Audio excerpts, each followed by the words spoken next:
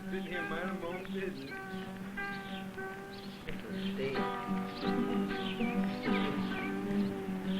Because young women's are going to come down to Fishbone after seeing that. It's going to be flooded. Careless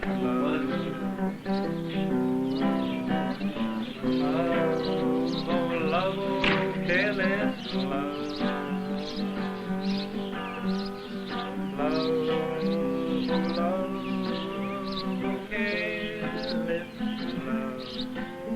Can't see what love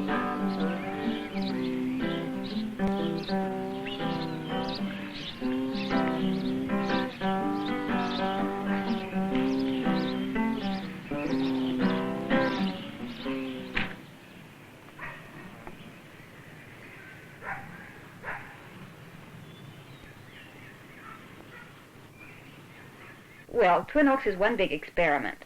Basically, Twin Oaks is setting out to do two things. One of them is to create a society fit for humans to live in.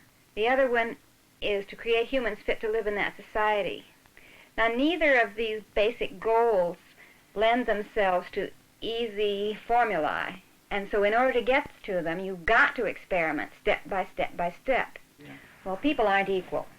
Some people are a lot more intelligent, other people are better looking, some people have more experience and different experiences and so forth. We don't pretend that they are. The idea of equality, we define it as no member envying or having cause to envy another member. So when you go to the dinner table and one person piles his plate this high and the other person just takes one little piece of meat and a little pile of rice, if that's all that person wants, then as far as we're concerned, they're getting an equal supper. The ideal equality is for everyone to take as much as he wants. And it wouldn't matter if some people had a lot more. The problems with equality come when the quantities are restricted, when you've got an economy of shortages. Now, there are some things that are just naturally in shortage at all times. For example, at a meeting, there's a shortage of airtime. No one person can speak more than just so much without getting on other people's nerves and bumping into other egos. We're a community that began almost 5 years ago based on the book or the principles in the book Walden 2 by Skinner. If any of you have read that, that was kind of the initial impetus for people getting together and talking about trying to start a community. There was a big conference out of which a small group of people decided to try and do a thing on the land.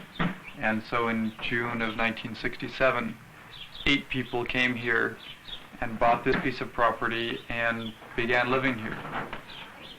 So the land is 123 acres, and it gives us one of the 3 sources of our economic support, and that is our agricultural activities. We both have animals and raise crops. The animals are primarily cattle. We have about 18 head of cattle, dairy and beef. And we have pigs, and we have a few chickens. But we also have a 2-acre organic garden, which provides us with a vast amount of vegetables, all we can eat during the summertime, and then enough for us to can and freeze to last during the winter, so that we have now a big walk-in freezer which supplies us with a good part of the vegetables during the winter time. So that's one kind of leg of our economic support, the agricultural activities. Another is our small industries and crafts, the main one of which is making hammocks. You can see some outside there, and later when we walk around,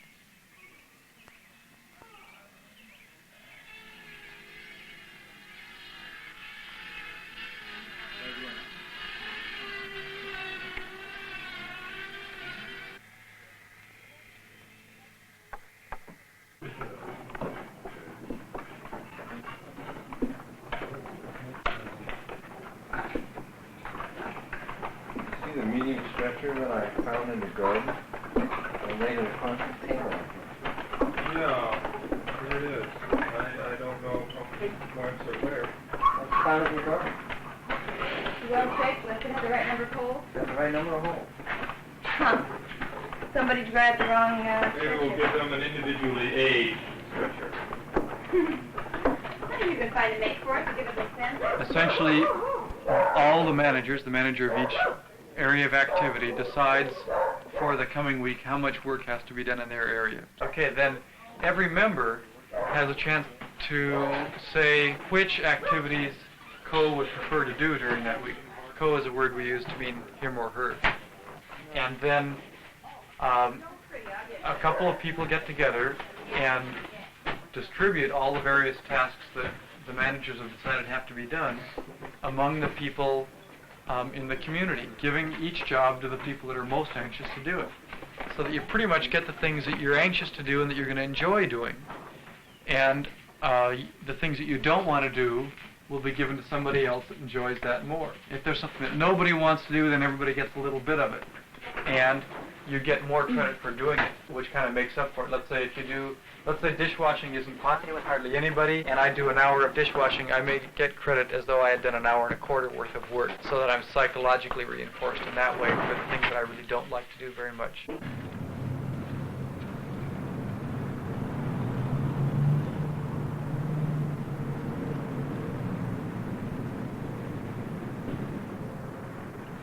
We are forced at this point to go on outside work, to send people out of the community, either commuting daily into Richmond, or if they prefer to leave and go to Washington, or perhaps live in Richmond, or maybe go somewhere else where they have friends or relatives where they can stay and earn money for the community. In the case where they go off the premises to work on outside work, they're simply required to send back a minimum of $50 a week to the community, assuming that the rest of what they're getting, which probably won't be very much in a city anyway, they'll be needing to live on. However, the people who go into Richmond every day get whatever jobs they can possibly get their hands on. And usually what this means is that everybody gets some kind of menial job. The women end up invariably, almost, getting something like a waitress job or a secretarial job, depending on whether they have the skills. The men usually end up getting a laborer job, some kind of construction or something like that.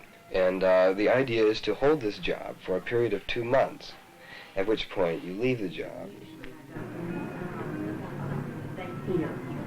And on the last day don't look like very much, but after you get the money, well, it is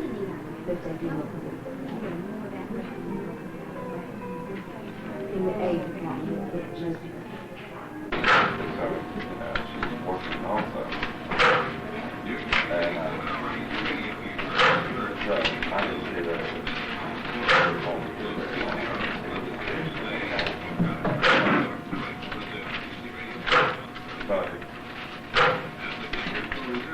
well.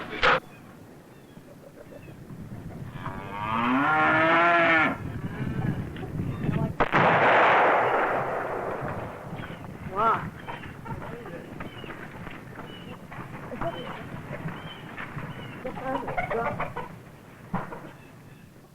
We're adjusting constantly. Our government is constantly changing. Our methods of dealing with personal problems are changing. Our norms on various subjects change all the time, and we do it very consciously. There are a great many perfectly human characteristics, very common in the human race, which could not work out in community, and basically don't work out for the human race, don't work out for society in general. Such things as over-aggression, intense competitiveness, and so forth.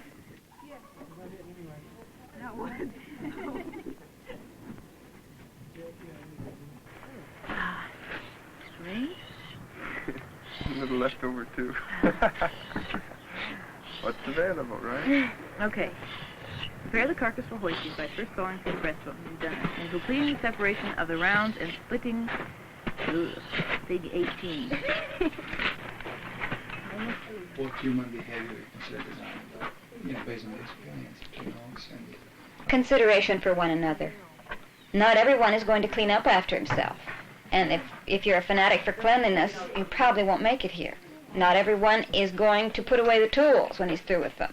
Your choices are either accept it and don't expect the tools to be where they are, or learn how to put pressure through the group on careless people. So anyway, tolerance, yes. That's the big one.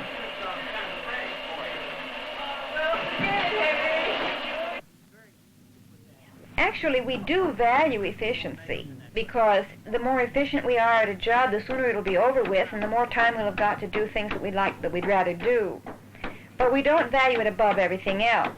One of the things that the members here enjoy very much is the opportunity to learn new skills. And so we have on the construction site people who are just barely beginning to learn to handle a hammer, people whose wrists are weak because they've never handled one in their lives. We have people using tools they've never seen before. In particular, this is true of the women, of course. And not only in construction, we're always teaching someone to milk, and we're always teaching someone to cook. And if the lunch gets burned, it gets burned. It's worth it, because people like to do work. Work isn't just an aversive thing. Work is something that's part of life, and it's something that people really enjoy. And they especially enjoy it if it's varied and full of fresh learning experiences. So we keep those doors open, and it costs us, but we're willing to pay the price, because that's part of the good life, and the good life is, after all, what we're here for.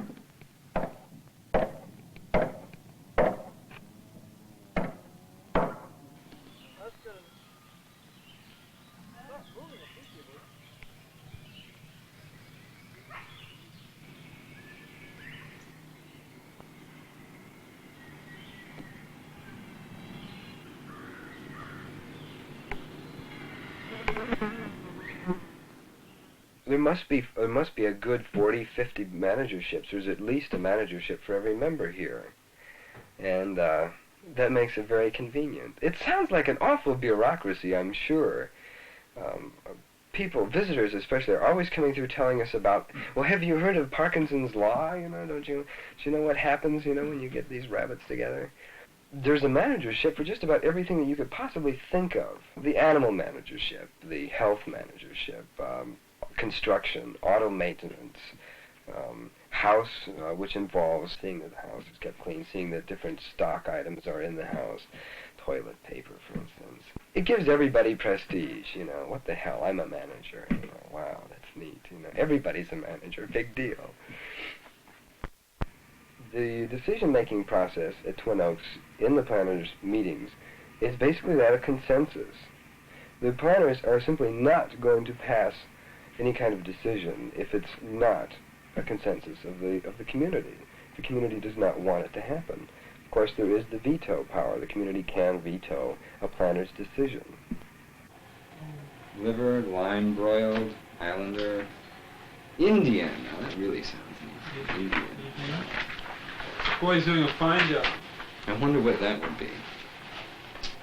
This will be high protein muffins. Small breasts. With dates and nuts, orange, and I'm orange juice stewing and chicken honey. cut up now. So we don't have dates and nuts. Let them eat cake. Soy flour. It's got to be minced.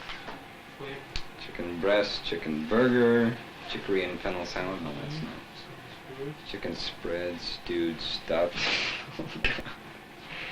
Soup, sherry, sauteed. Oh yes, Philip Sousa. Saint Grand. Moose. Moose. No, chicken. Country Canton. Egyptian kebabs. Oh yes, my little Egyptian. Fricassee. Fricassee.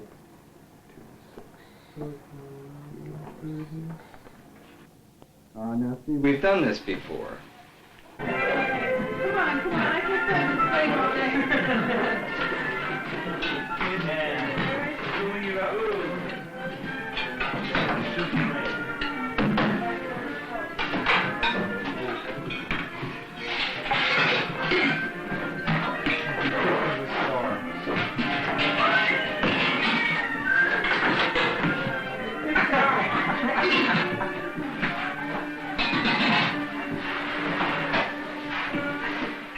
I think the reason that the attempt at a utopian society makes sense today more than has made sense at certain periods in the past is that there is a very large group. I'm talking about the children of middle-class families who had the opportunity for an excellent education, to whom the establishment does not offer anything attractive. The only place for those young people is as part of huge organizations.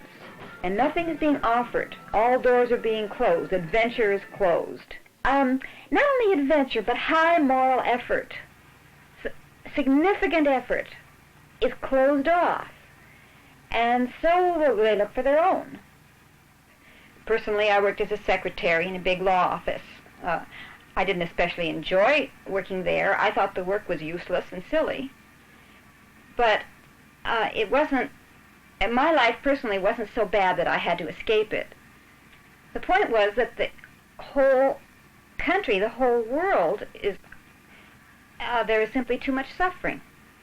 There's too much wrong, there's too much aggression, there's too much hatred, there's too much war, too much death, and 9/10 of it is unnecessary. And one wants to do something. And so you say, what can I do? I can't run for office. I haven't the qualifications or the experience. I can't perhaps write a tremendous book that will influence the nation. I can write to my congressman. I don't think that will do a lot of good. I can march in a demonstration, and they've pretty well proven that doesn't do much good. I can demonstrate by my own life that a better alternative is possible. But that would be a bigger demonstration if I had a group of people to work with me. I've got some ideas of how a society ought to be. I read about them in a book called Walden 2. They strike me as fundamentally sound, really, really good intuitions on the part of Dr. Skinner. I'd like to try them out. So it ought to be possible for us to get together as a group and work on these ideas, work them out experimentally, and come to some conclusions. Do they work or do they not work? Is equality a good idea? Is it a viable concept? Can you get people to do work without paying them money? All these fundamental socialist questions, they're not new questions. There's older socialism. But they're new in their implementation. That is, not too many groups have actually got together and, without any fundamental religion, we're fundamentally a secular group with a socialist ideal, and actually working out these problems one at a time, day after day, practical solutions to theoretical ideas.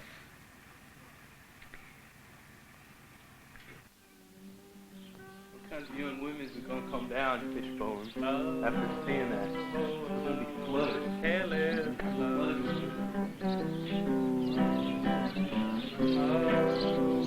Love, careless love.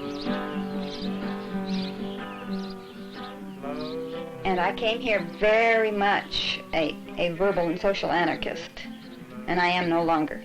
I'm very much under the control of the group. So that's me. Other people grew up conforming to society. That was their thing, you know, and they learn other things entirely. Some people have found that they're very much freed here from restrictions that they had other places. We aren't going to have the children raised by their biological parents alone, because we feel that, well, there are a lot of things that would be better done by more than one parent. You know, instead of having two parents, we'd like to have, I don't know, 8 or 10 or something. Whoever is interested in being a parent. Yeah, and a lot of people may be interested in actually bearing the children, and going through that experience, but not be interested in, in them when they're 10 years old, or not be interested in them when they're infants, but interested in them when they're 10 years old or something. So, anyway, it would be better to have people who are really interested in child raising to do that. And it's not like the parents won't be allowed to do any child raising, because they can take as much part in it as they want to. If they want to be down there like full quota, assuming that anybody's down there full quota, then, they're welcome to do that.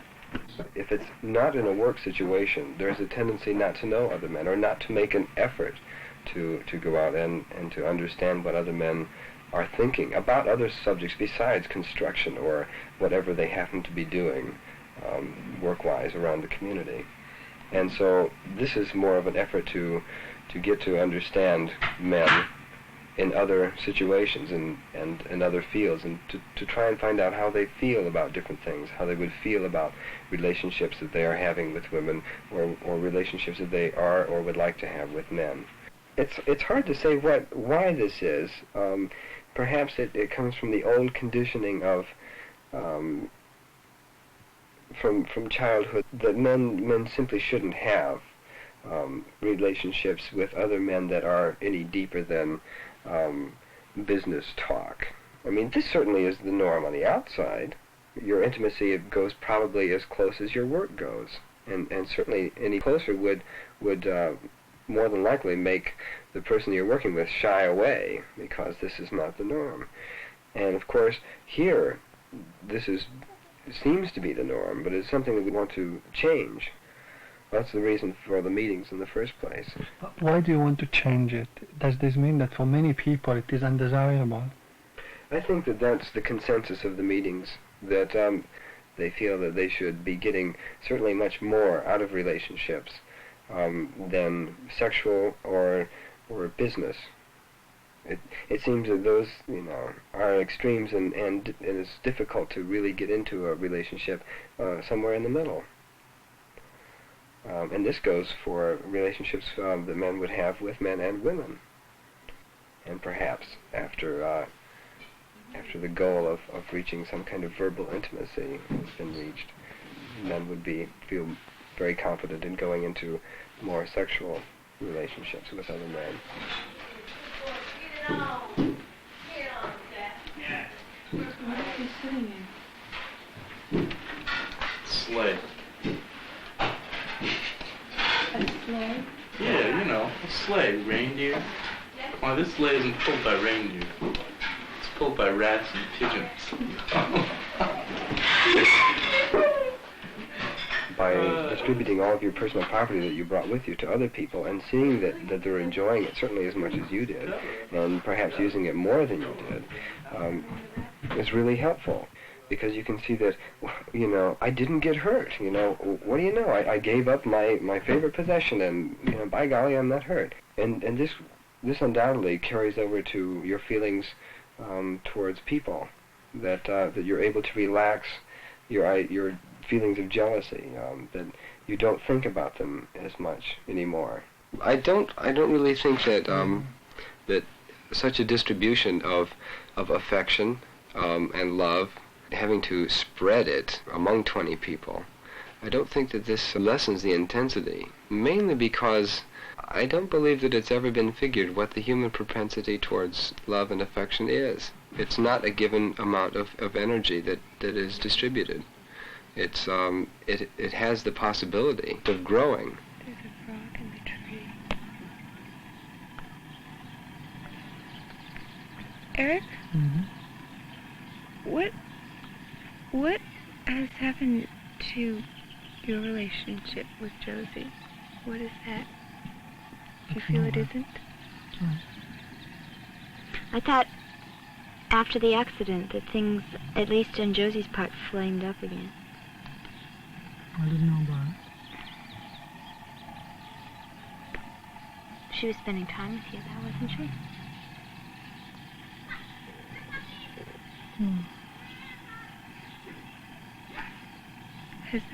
Has that sort of been a kind of just a drifting apart rather than anything in particular happening? No, it was specific things happening.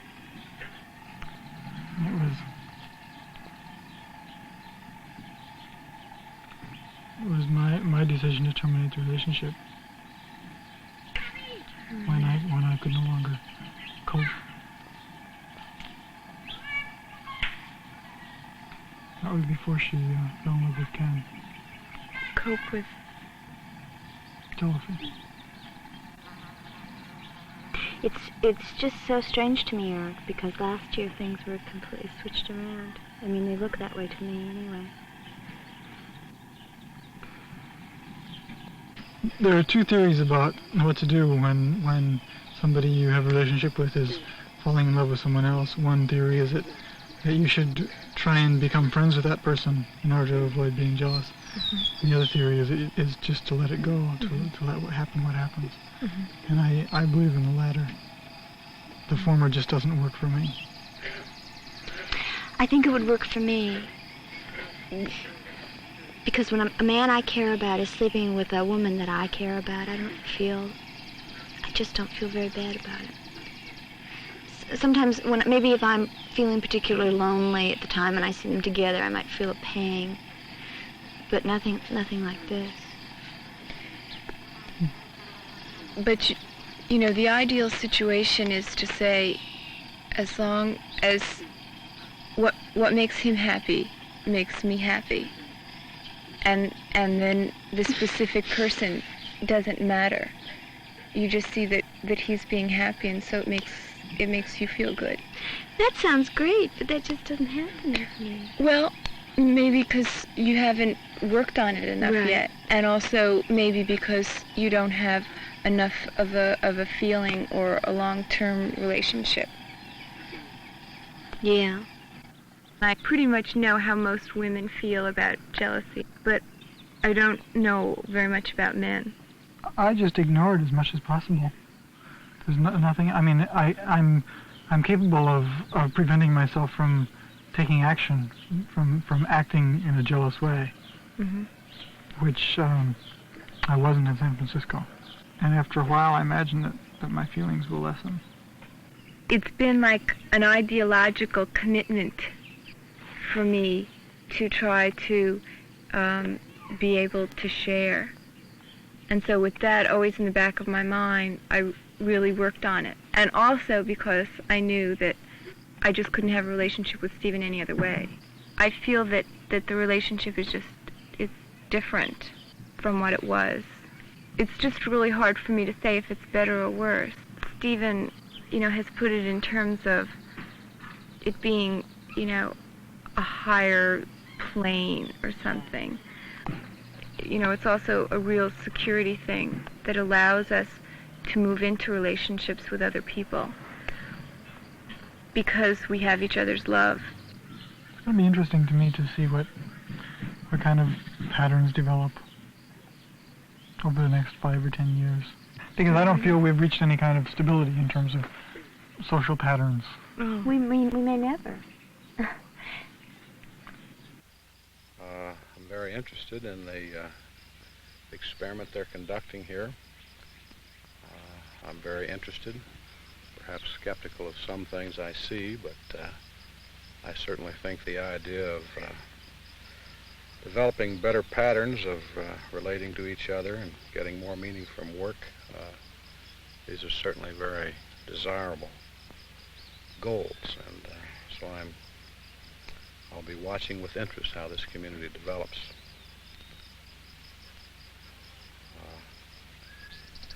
Gardner's just been here for, what, about 9 months? 9 months. And of course he was interested before he came, so I wasn't really surprised that he joined the community. In fact, I was rather glad that he had. Well, I certainly like the openness of the people. They're a very successful effort, I think, to get away from some of the artificial role-playing. I suppose I might be skeptical of the idea that cooperation can become a characteristic way of reacting to others. In other words, I feel that we have to learn to deal with our hostile impulses, and I don't think we can deny them. But I think it will be very interesting to see how this works out over a period of time. Can they really substitute cooperative endeavor and positive relationships in all areas? This is your life, okay? Yeah. This is definitely your life. Oh, yes. Can you say that it is a better life than the one you led before? There's no comparison at all. Absolutely not. I can say I'm a professional. Yeah. And I was a lackey, and now I'm a professional. I worked for a legal firm where I typed wills, last wills and testaments. so that rich people could turn over their money to their sons, so that their sons would be just as rich as they. Big deal. I came from a poor background. I didn't have enough money to get an education. So I didn't even have the opportunities that I was talking about most of the people who come here have. So I had nothing to lose. In other words, your idealism has, brought some fruits also on the level of, of my personal life, you bet. I don't have to do any housework. I don't have to do my own laundry. I don't have to be married. I don't have to take the responsibility for raising a child. I don't have to get up at 7 o'clock in the morning and work 5 days a week, 8 hours a day. I don't have to take a bus. I don't have to wear nylons. All these are freedoms that are not to be taken lightly. I do have to do my share of the work, but the work is varied and very interesting. Not the work itself necessarily, but the whole project of what we're trying to do.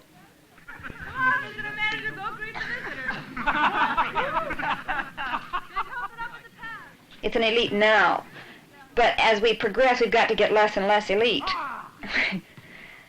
Otherwise, we've proved nothing. Certainly, I am not interested in being an elitist society for a certain kind of elite sort of person who comes out of a certain kind of background. That's absurd. Otherwise, if that's what we were, we wouldn't be socially significant, and we hope to be. I expect to see this movement grow. In my lifetime, I expect to see several hundred members on this land and several thousand members in communes related to this commune, economically related. If we're to do that, our culture has to be strong enough so that we can transfer the basic kind of consideration and feelings that we have for one another to people fast enough to grow that fast, if you understand me.